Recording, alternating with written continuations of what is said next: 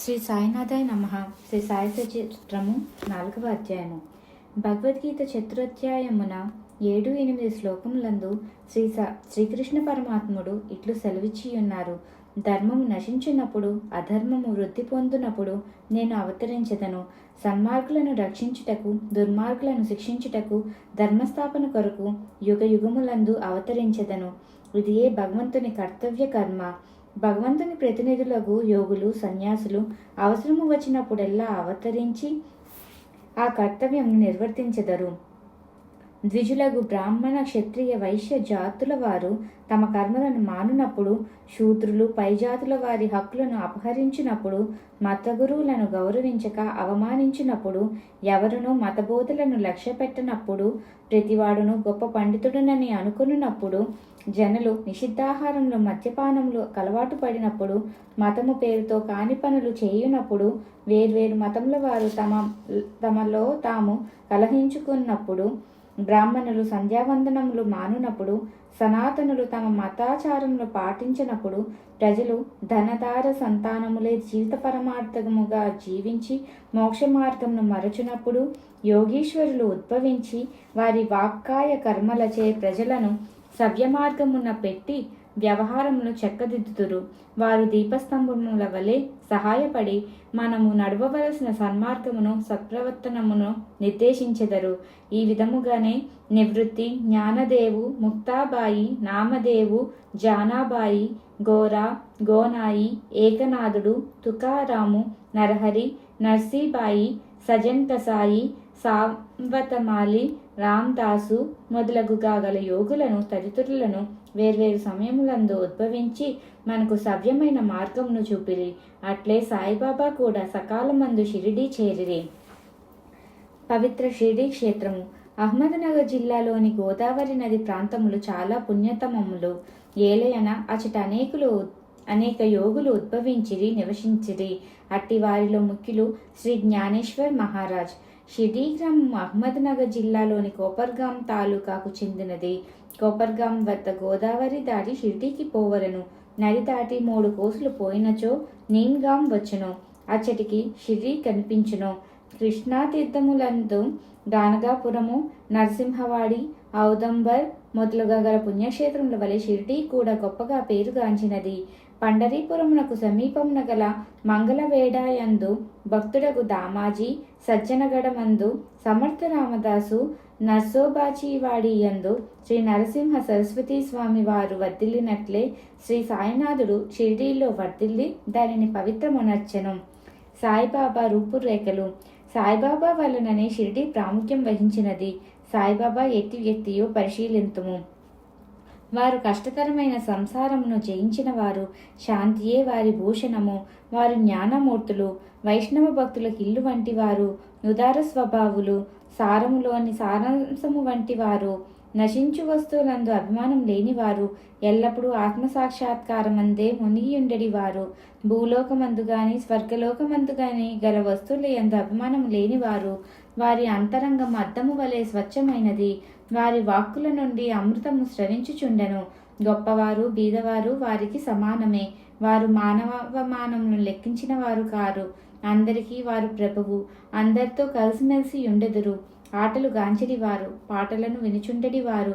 కానీ సమాధి స్థితి నుండి మరలువారు కారు. ఎల్లప్పుడూ అల్లా నామము ఉచ్చరించుచుండెడి వారు. ప్రపంచమంతా మేల్కొనున్నప్పుడు వారు యోగ నిద్ర యందు ఉండడివారు. లోకం నిద్రించినప్పుడు వారు మెలకువతో ఉండడివారు. వారి అంతరంగము లోతైన సముద్రము వలె ప్రశాంతము. వారి ఆశ్రమము, వారి చర్యలు ఇతిమిత్తముగా నిశ్చయించుటకు వీలు కానివి. ఒక చోటనే కూర్చుండి ఉన్నప్పటికీ ప్రపంచమందు జరుగు సంగతులన్నీ వారికి తెలియను. వారు దర్బారు ఘనమైనది. నిత్యము 100 కొలది కథలు చెప్పినప్పటికీ మౌనం తప్పిడివారు కారు. ఎల్లప్పుడూ మసీదు గోడకు ఆనుకొని నిలుచువారు. లేదా ఉదయము, మధ్యాహ్నము, సాయంత్రము లెండి తోట వైపు గాని చావడి వైపు గాని పచార్లు చేచుండెడి వారు. ఎల్లప్పుడూ ఆత్మధ్యానము నందే మునిగి ఉండెడి వారు. సిద్ధపురుషుడైనప్పటికీ సాధకుని వలె నటించువారు. అనుకువ, నమ్రత కలిగి అహంకారము లేక అందరినీ ఆనందింపజేయువారు. అట్టివారు సాయిబాబా. షిరిడీ నేల వారి పాదస్పర్శచే గొప్ప ప్రాముఖ్యం పొందినది. జ్ఞానేశ్వర్ మహారాజ్ ఆలందిని వృద్ధి చేసినట్లు, ఏకనాథుడు పైఠానును వృద్ధి చేసినట్లు శ్రీ సాయిబాబా షిరిడీని వృద్ధి చేసెను. షిరిడీలోని గడ్డి రాళ్ళు పుణ్యము చేసుకున్నవి. ఏలైన బాబా పవిత్ర పాదములను ముత్తి పెట్టుకొని వారి పాదధూళి తలపైన వేసుకొనగలిగినవి. షిరిడీ మా వంటి భక్తులకు పండరీపురము, జగన్నాథము, ద్వారక, కాశీ, రామేశ్వరము, బద్రీ, కేదార్, నాసిక్, త్ర్యంబకేశ్వరము, ఉజ్జయిని, మహాబలేశ్వరము, గోకర్ణములు వంటిదైనది. షిరిడి సాయిబాబా స్పర్శయే మాకు వేద పారాయణ తంత్రము. అది మాకు సంసార బంధములను సన్నగిల్ల చేసి ఆత్మసాక్షాత్కారము సులభ సాధ్యము చేయును. శ్రీ సాయి దర్శనమే మాకు యోగ సాధనముగా ఉండెను. వారితో సంభాషణ మా పాపములను తొలగించుచుండెను. త్రివేణి ప్రయాగుల స్నాన ఫలము వారి పాదసేవ వలననే కలుగుచుండెడిది. వారి పాదోదకము మా కోరికలు నశింపజేయుచుండెడిది. వారి ఆజ్ఞ మాకు వేదవాక్కుగా ఉండెడిది. వారి ఉదీ ప్రసాదము మమ్ము పావనము చేయుచుండెను. వారు మా పాలిట శ్రీకృష్ణుడిగా, శ్రీరాముడిగా ఉండి ఉపశమనము కలుగు చేయుచుండిరి. వారు మాకు పరబ్రహ్మ స్వరూపమే. వారు ద్వంద్వాతీతులు. నిరుత్సాహము గాని ఉల్లాసము గాని ఎరుగరు. వారు ఎల్లప్పుడూ సచ్చిదానంద స్వరూపులుగా ఉండేది. వారు షిర్డీ వారి కేంద్రమైనను వారి లీలలు పంజాబు, కలకత్తా, ఉత్తర హిందుస్థానము, గుజరాతు, దక్కను, కన్నడ దేశములలో చూపుచుండిరి. ఇట్లు వారి కీర్తి దూరదేశములకు వ్యాపించగా భక్తులు అన్ని దేశముల నుండి షిరిడీ చేరి వారిని దర్శించి వారి ఆశీర్వాదమును పొందుచుండిరి. వారి దర్శన మాత్రముననే భక్తుల మనములు వెంటనే శాంతి వహించుచుండెను. పండరీపురమందు విఠల్ రకుమాయిలను దర్శించినచో భక్తులకు కలిగిడి ఆనందము షిరిడీలో దొరుకుచుండెడిది. ఇది అతిశయోక్తి కాదు. ఈ విషయంను గూర్చి భక్తుడొకడు చెప్పినది గమనింపుడు. గౌలీబువ అభిప్రాయము. 95 సంవత్సరముల వయస్సు గల గౌలీబువ అను వృద్ధ భక్తుడు ఒకడు పండరీ యాత్ర ప్రతి సంవత్సరము చేయువాడు. 8 మాసములు పండరీపురమందు, మిగతా 4 మాసములు ఆషాఢము మొదలు కార్తీకము వరకు, జూలై నుండి నవంబర్ గంగా నది ఒడ్డున ఉండేవారు. సామాను మోయటకు ఒక గాడిదను, తోడుగా ఒక శిష్యుని తీసుకొని పోవువాడు. ప్రతి సంవత్సరము పండరీ యాత్ర చేసుకుని షిరిడి సాయిబాబా దర్శనమునకై వచ్చేవాడు. అతడు బాబాను మిగుల ప్రేమించువాడు.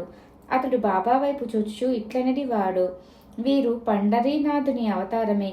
అనాథుల కొరకు, బీదల కొరకు వెలసిన కారుణ్యమూర్తి.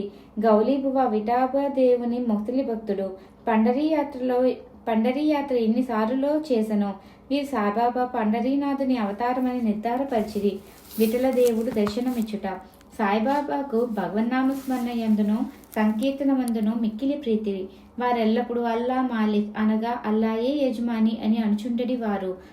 7 రాత్రింబగళ్ళు భగవన్నామస్మరణ చేయుచుండెడి వారు. దీనినే నామసప్తాహం అందురు. బాబా ఒకప్పుడు దాసగన్ మహారాజును నామసప్తాహం చేయమనిది. సప్తాహము ముగియనాడు విఠల్ దర్శనం కలుగునని వాగ్దానం ఇచ్చినచో నామసప్తాహమును సలిపెదనని దాసుగను జవాబిచ్చెను.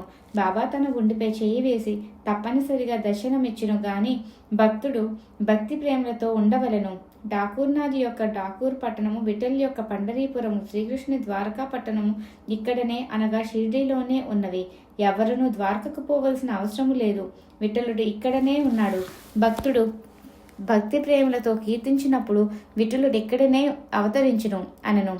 సప్తాహం ముగిసిన పిమ్మట విఠలుడు ఈ క్రింద విధముగా దర్శనమిచ్చెను. స్నానాంతరము కాకాసాహెబ్ దీక్షిత్ జ్ఞానంలో మునిగి ఉన్నప్పుడు విఠలుడు వానికి కాన్పించెను. కాకా మధ్యాహ్న హారతి కొరకు బాబా యొద్దకి పోగా తేటతల్లంగా కాకాను బాబా ఇట్లు అడిగెను: విఠల్ పాటిల్ వచ్చినాడా? నీవు వానిని చూచితివా? వాడు మిక్కిలి పారబోతు. వానిని దృఢముగా పట్టుకొనుము. ఏమాత్రం అజాగ్రత్తగా ఉన్నను తప్పించుకొని పారిపోవును. ఇది ఉదయం జరిగెను. మధ్యాహ్నము ఎవడో పటంలో అమ్మువాడు 25-30 విఠోబా చిత్రములను అమ్మకమునకు తెచ్చెను. ఆ పటం సరిగా కాకాసాహెబ్ ధ్యానంలో చూసిన దృశ్యముతో పోలి ఉండెను. దీనిని చూచి బాబా మాటలు జ్ఞాపకమునకు తెచ్చుకొని కాకాసాహెబ్ ఆశ్చర్య ఆనందములలో మునిగెను. విఠోబా పట్టము ఒకటి కొని పూజా మందిరంలో ఉంచుకొనెను. భగవంతరావు క్షీరసాగుని కథ. విఠల పూజ యందు బాబాకెంత ప్రీతియో భగవంతరావు క్షీరసాగరుని కథలో విశదీకరింపబడినది. భగవంతరావు తండ్రి విఠోబా భక్తుడు. పండరీపురంనకు నియమంగా యాత్ర చేయుచుండెడివాడు. ఇంటి వద్ద కూడా విఠోబా ప్రతిమ నుంచి దానిని పూజించువాడు. అతడు మరణించిన పిమ్మట వాని కొడుకు పూజను, యాత్రను, శ్రాద్ధమును మానెను. భగవంతరావు షిరిడీ వచ్చినప్పుడు బాబా వాని తండ్రిని జ్ఞప్తికి తెచ్చుకొని, వీని తండ్రి నా స్నేహితుడు కాన వీనినిచ్చటకు ఈడ్చుకొని వచ్చి తిని, వీడు నైవేద్యం ఎన్నడూ పెట్టలేదు, కావున నన్ను విఠలుని కూడా ఆకలితో మార్చినాడు, అందుచేత వీనిని ఇక్కడకు తెచ్చి తిని, వీడు చేయనిది తప్పని బోధించి చివాట్లు పెట్టి తిరిగి పూజ ప్రారంభించినట్లు చేసేదను అనిది. ప్రయాగ క్షేత్రంలో దాసగును స్నానము. గంగానది, యమునా నది కలిగి చోటునకు ప్రయాగ అని పేరు.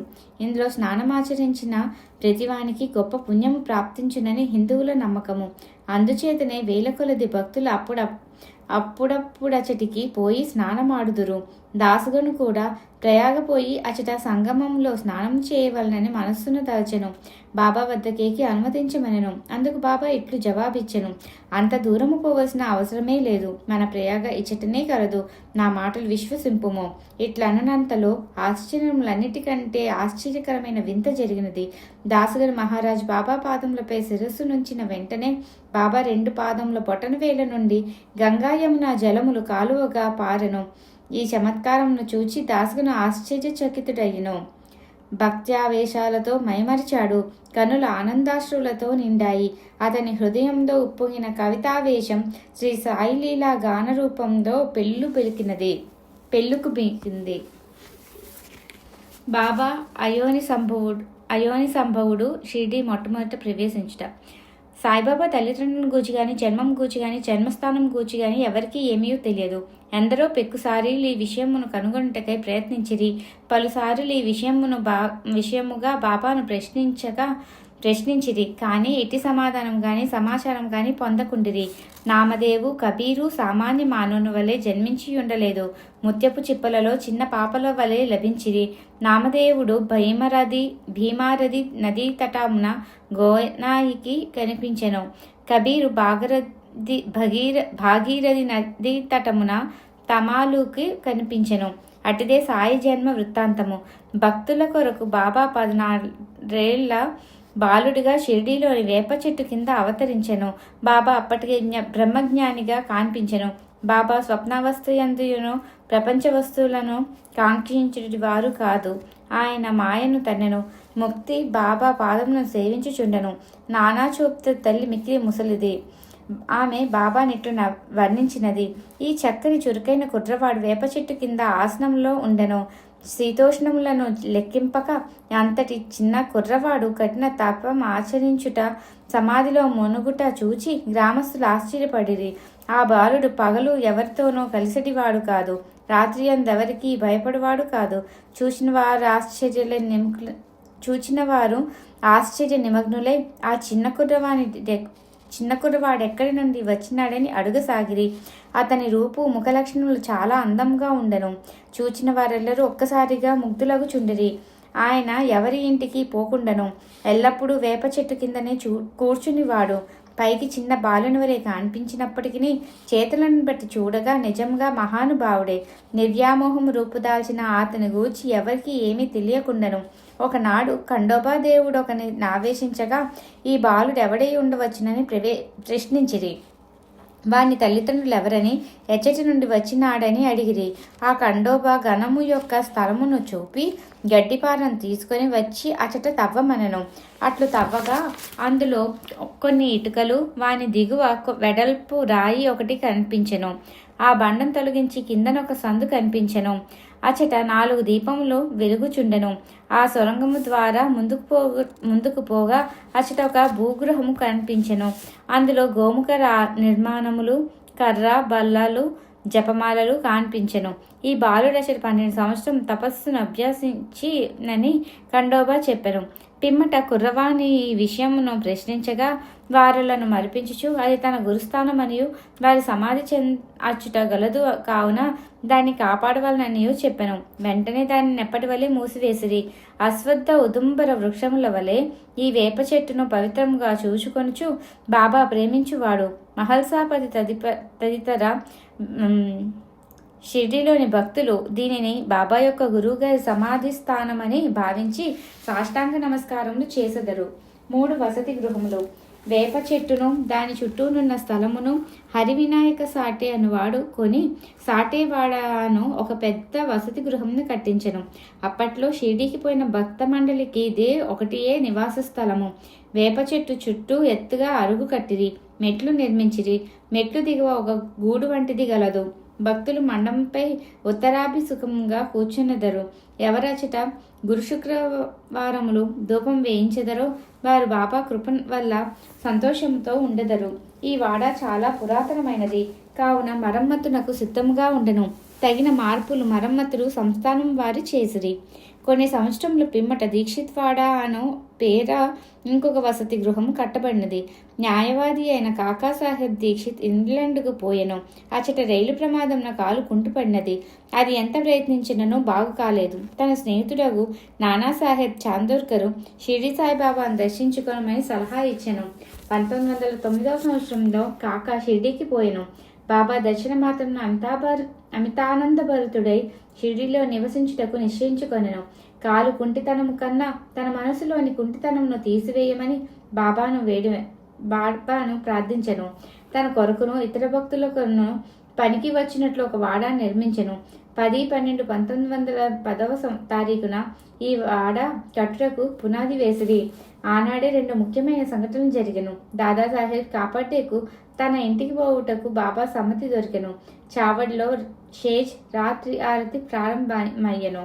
దీక్షిత్వాడ పూర్తి కాగానే 1911 సంవత్సరంలో శ్రీరామనవమి సమయమందు శాస్త్రోత్తంగా గృహప్రవేశం జరిపిరి. తరువాత కోటీశ్వరుడును నాగపూర్ నివాసియగు బూటి మరి ఒక పెద్ద రాతి మేడను నిర్మించెను. అతడు చాలా ద్రవ్యం దీని కొరకు వెచ్చించిన ద్రవ్యమంతు నిజంనకు సార్థకమయ్యెను. ఏలాన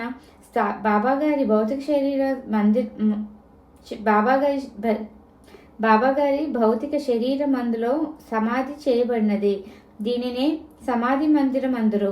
ఈ స్థలంలో మొట్టమొదట పూల తోట ఉండను. ఆ తోటలో బాబాయే తోటమాలిగా మొక్కలకు నీళ్లు పోయటం మొదలగునవి చేశాను. ఇవి ఇట్లు 3 వాడాలు వసతి గృహములు కట్టబడెను. అంతకు ముందు ఇచట ఒక వసతి గృహం కూడా లేకుండాను. అన్నిటికంటే సాటేవాడ మొదటి రోజులలో అందరికీ చాలా ఉపకరించుచుండెను. 4వ అధ్యాయం సంపూర్ణం. సద్గురు శ్రీ సాయినాథార్పణమస్తు.